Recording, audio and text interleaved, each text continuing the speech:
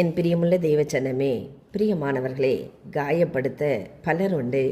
ஆனால் உன் காயங்களை கட்ட ஒருவர்தான் உண்டு. உன்னை ஒழித்து கட்ட பலர் உண்டு. ஆனால் உன் வாழ்வை ஒளிர செய்ய ஒருவர்தான் உண்டு. உன்னை உருக்குலைக்க பலர் உண்டு. ஆனால் உன்னை உருவாக்க ஒருவர்தான் உண்டு. உன்னை காலை வாரிவிட பலர் உண்டு. ஆனால் உன் கால்களை கழுவிவிட ஒருவர்தான் உண்டு. உன்னை கை கழுவி விட பலர் உண்டு. ஆனால் உன்னை கை தூக்கி விட ஒருவர்தான் உண்டு. உன்னை தூக்கி எறிய பலர் உண்டு. ஆனால் உன்னை தூக்கி விட ஒருவர்தான் உண்டு.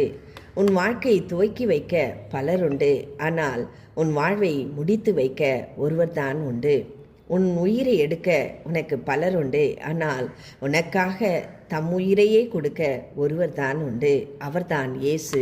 அவரிடம் பேசு. ஒரு புத்தர் ஒரு கதை சொன்னார். ஒரு பிடி உப்பு ஒரு புத்தர் கதை சொன்ன விளக்கம். ஒரு நாள் நடுத்தர வயதுடைய ஒரு மனிதர் புத்தரை தேடி வந்தாராம். அவர் முகத்தில் மிக கோபமும் வேதனையும் நிறைந்திருந்ததாம்.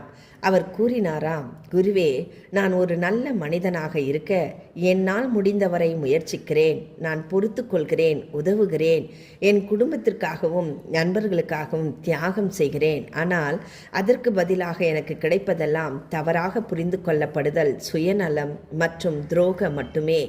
நான் நல்லவனாக இருக்க முயன்றாலும் ஏன் என் வாழ்க்கை இன்னும் துன்பங்கள் நிறைந்ததாகவே இருக்கிறது என்று புத்தரிடம் கேட்டாராம். புத்தர் மென்மையாக புன்னகைத்தாராம். நேரடியாக பதிலளிப்பதற்கு பதிலாக அவர் அந்த மனிதனிடம் கூறினாராம், ஒரு பிடி உப்பை எடுத்து இந்த டம்ளர் தண்ணீரிலே போடு, அதை நன்றாக கலக்கு, பிறகு குடி. அந்த மனிதர் அவர் சொன்னபடியே செய்தாராம்.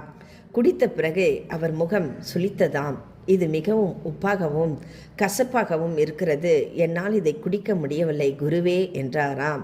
அப்போது புத்தர் கூறினாராம், இப்போது அதே அளவு உப்பை எடுத்துக்கொண்டு போய் அதோ அந்த ஏரியிலே போடு என்று சொன்னாராம். அந்த மனிதர் அவர் சொன்னதை செய்தாராம். புத்தர் மீண்டும் பேசினாராம், இப்போது அந்த ஏரியிலிருந்து ஒரு கிண்ணம் தண்ணீரை எடுத்து குடி என்றாராம். குடித்த பிறகு அந்த மனிதர் ஆச்சரியப்பட்டாராம்.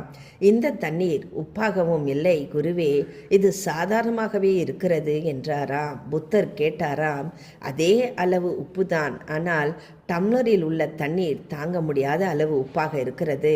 அதே சமயம் ஏரி நீர் ஏன் உப்பாக இல்லை என்றால் அந்த மனிதர் சிறிது நேரம் யோசித்துவிட்டு பதில் அளித்தாராம். ஏனென்றால் டம்ளர் மிகவும் சிறியது, ஆனால் ஏரி மிகவும் பெரியது என்று.